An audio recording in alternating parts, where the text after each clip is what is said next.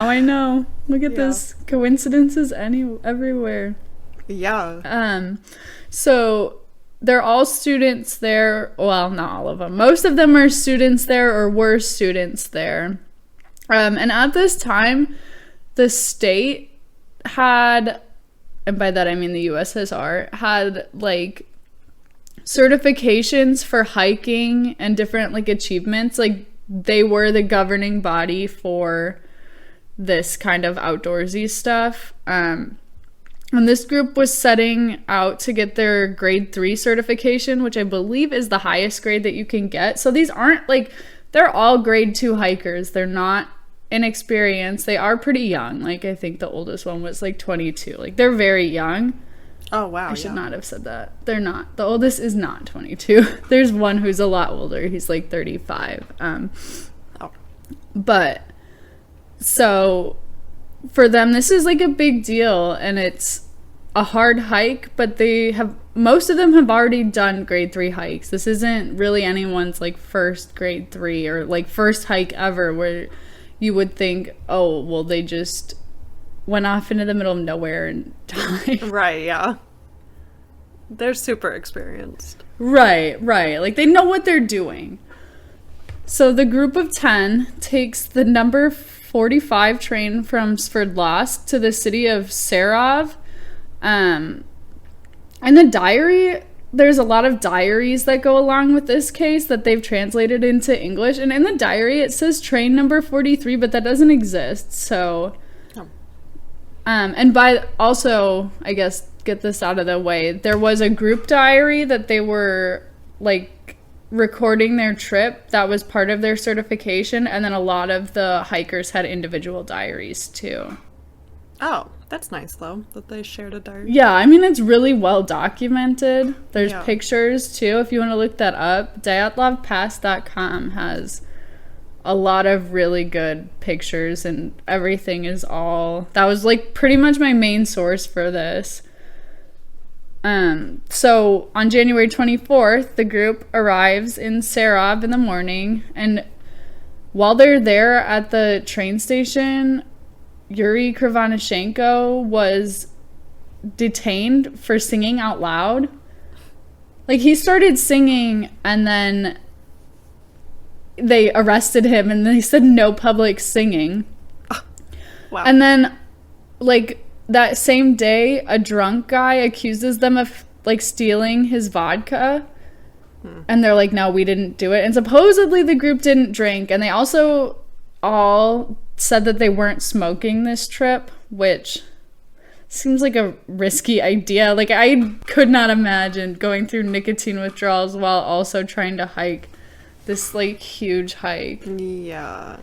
And also on this day, they visit School 41. I don't know. Everything has numbers and I hate it.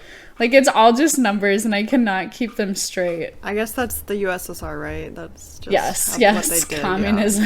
Yeah. They changed everything to names or numbers. Yeah. And they talked to the 1st and 2nd grade class about, like, hiking in the outdoors. And the kids, like, were so into it. And, like, they cried when they left. Like, they wanted them to stay, and they thought it was so cool. That's nice. Yeah. So then on the 25th, the group arrives by train number 81 to Ivdel and takes a bus to Visay. Also, throwing this out there, I am not Russian. I do not speak Russian, and I'm sorry if I botch these pronunciations. I've tried hard, but some of these I'm like, yeah, it's never gonna happen. Yeah. You're doing better than I would, I think. I listen to so many podcasts and, like, audiobooks that at least I've, like, heard them a few times, but some of these not so much. Yeah, that helps a lot. Right. And then on the 26th, a truck takes the whole group to a logging community called District 41. And they, like, make friends with the loggers there and have a good time. But they, like, ride in the back of the truck. So that's kind of cute. Like, there's pictures of them in, like, the bed of the truck, all just hanging out. And, like, from the pictures, when I look at them, like, they just look like a bunch of friends. Oh. Which makes this sad to me. Like, I don't think I've ever heard their names before I really started looking into this. And, like, it just makes me, they're people. I don't know. Like, it really reminded me that these were just, like, kids. Yeah, it could be you and me. I know, younger than us. Like, right. Most of them are pretty young. Yeah. And then on the 27th, they hire, like, a big sled, I assume horse-drawn, to this old abandoned mining settlement. And, well, they put all of their stuff in the sled, and then they, like, cross-country ski behind it. And when they get to the settlement, they think that it's like, abandoned, and they have to find one of the cabins to sleep in, and they sleep there for the night. And this is when Yuri Yudin, who has sciatica, decides that he's probably not going to make it through the rest of the trip. But he was really into geology, so he was, like, picking up rocks from this mining settlement. So he got a bunch of rocks and then went home on the 28th. Oh. Because he didn't want to hold everyone up. So now there's only 9, and they spend the night on the banks of the Lazva River. From there, the group makes their way from Lazva to the Aspuya River, where they spend the night again, and they pitch their tent on the banks there. I have a question. Yes? Did they, like, plan where they would stop for each night, or they're just stopping wherever? Both. Like, they definitely had a route. Oh, okay. And I think that they wanted to. But one of the things I remember, like, hearing and reading was that, like, the snow was really, really, really deep, and they were definitely behind schedule. Oh. And they were having issues, like, getting through the snow. Like, at one point, they had one person dragging, like, their backpack through the snow. And then the rest of the group would catch up, and someone else would drag their backpack, and then they'd get to go to the back where it's packed down. Like, they had, like, a train going of, like, one person drags and goes ahead. Oh, wow. And then the group catches up, and then they get the easiest at the end. But they were definitely behind and having a really hard time with it. Wow. Okay. That adds a little bit. Yes. So then on January 31st, the group tried to ascend the shortest way from the Aspuya River to the Lazva River, which is now called Dyatlov Pass after this incident. And they spend the nights on the banks of that river, the Aspuya, again. Like, they're not making progress. And there's a map below of their... Well, I thought there was a map of their route here somewhere. But they're not making a ton of progress. Yeah. Or as quickly as they thought they would be. So it was called Dyatlov Pass after this? Yes. But it's known as the Dyatlov Pass Incident. Yeah, before the mountain itself was just known as 1079. Oh. Because it was numbered. And I don't know how I didn't write down the name of the mountain, because I definitely... Ortotten. It was Mount Ortotten that they were going to. Oh. Yes. And then on February 1st, the group makes, like, a cache. Like, they hide a bunch of their supplies so that they can come back for it because it's too heavy. That's smart. No. And they get, like, a late start to the day. Yeah, it was smart. But my thing is, they weren't supposed to go back through that way. Like, I've seen their planned route, and I don't think they were supposed to go back that way, so I don't really know why. Or if they were gonna go back for it, that's, like, the next day. I don't know. It was kind of weird. But they never make it back because on February 2nd, all diary entries stop. Oh. And there are no further pictures. That's so creepy to think about.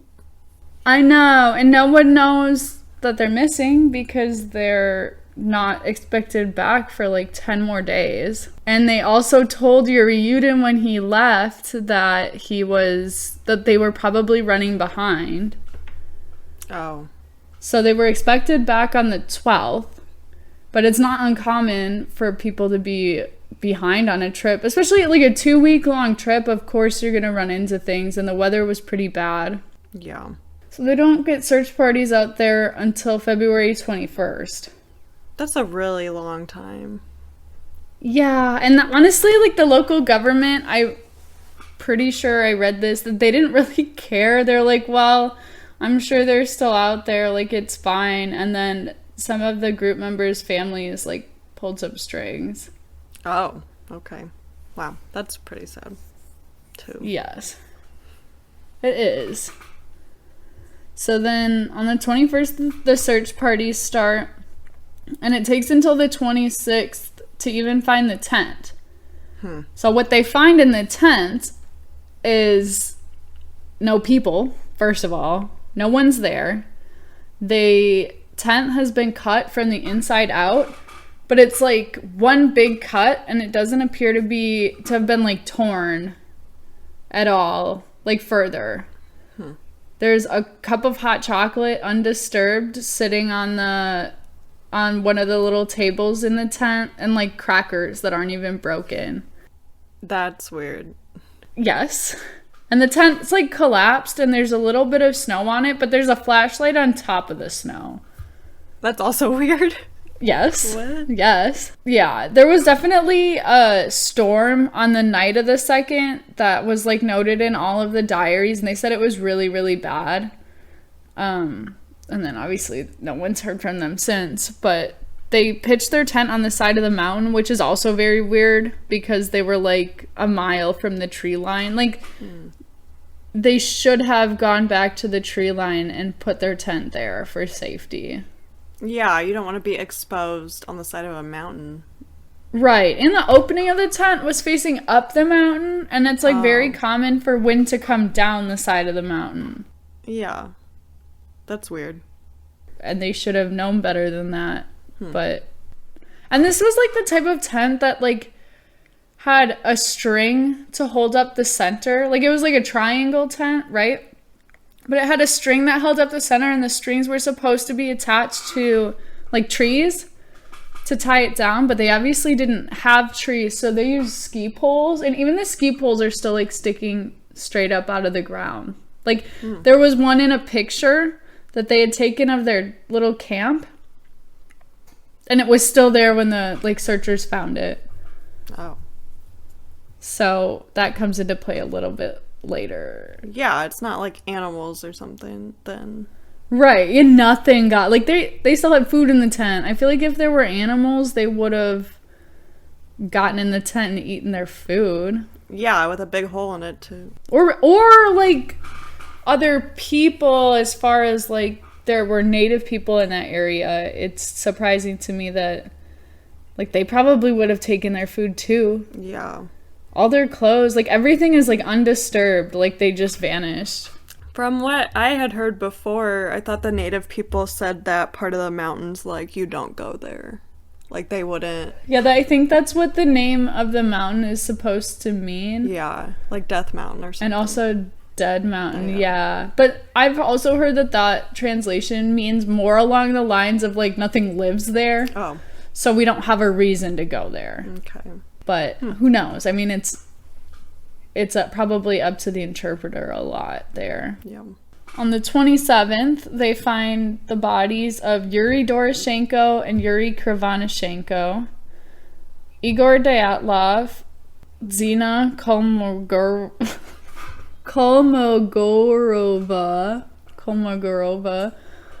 They find them.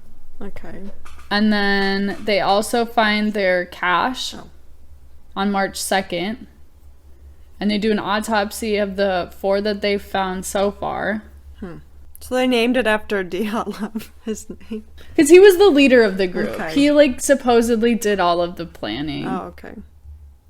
That's cool. Yes. And then they found the body of Slobodin on the 5th. And there's, like, an icy bed under his body, which means that he was still he was still alive when he laid down. Oh, okay. Because the snow melted around him. Yeah. And by then, so they have 5 bodies now. They did the autopsy on the 8th. And then they bury Doroshenko and Kolmogorova, Zina, we'll just call her Zina from now on. Okay. In one cemetery on the 9th, and then the other two on the 10th.